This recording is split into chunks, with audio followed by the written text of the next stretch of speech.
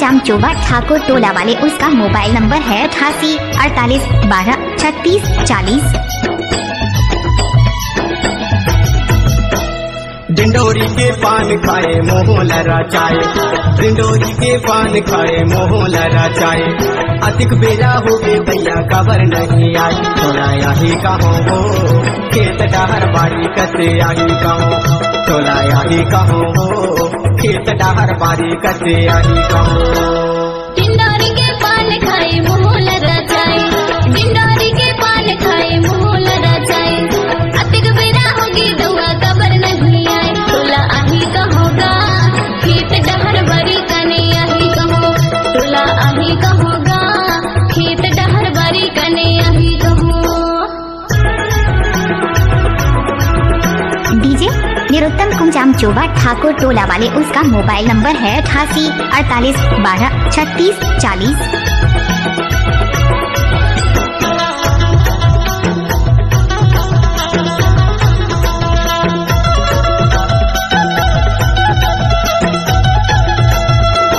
पत्थर पत्थर कनिया गोरी लंबे हमारे बाल, पत्थर पत्थर कनिया गोरी लंबे हमारे बाल। दिखी तटा नटन टूरी झूम लेता गाल, तोला यही कहो हो खेत डहर बारी कते यही कहो, तोला यही कहो हो खेत डहर बारी कते यही कहो।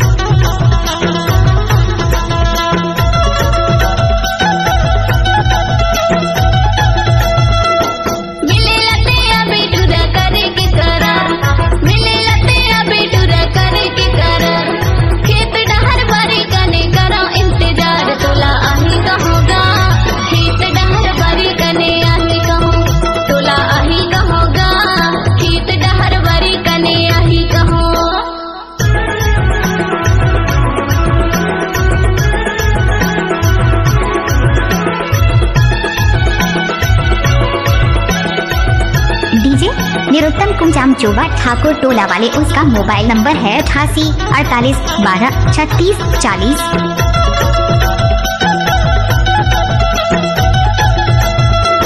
तोरे सोरे तमा गोरी हो गए हो दीवाना, तोरे सोरे तमा गोरी हो गए हो दीवाना।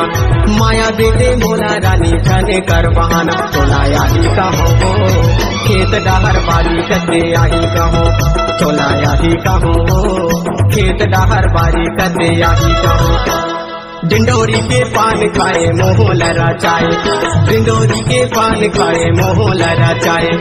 अधिक बेला हो गए भैया खबर नहीं आई, तोला यही कहो हो खेत डहर बारी कते यही कहो, तोला यही कहो हो खेत डहर बारी कते यही कहो। डिंडोरी के पान खाए मोह लराचाए, डिंडोरी के पान खाए मोह लराचाए। अधिक बेला होगी दवा खबर नहीं आई, तोला आही कहोगा खेत डहर बारी कने आही कहो, तोला आही कहोगा खेत डहर बारी कने आही कहो, खेत डहर बारी कते यही कहो, खेत डहर बारी कने आही कहो, खेत डहर बारी कते डीजे यही। निरुत्तम कुंजाम चोबा ठाकुर टोला वाले, उसका मोबाइल नंबर है 88 48 12 36 40।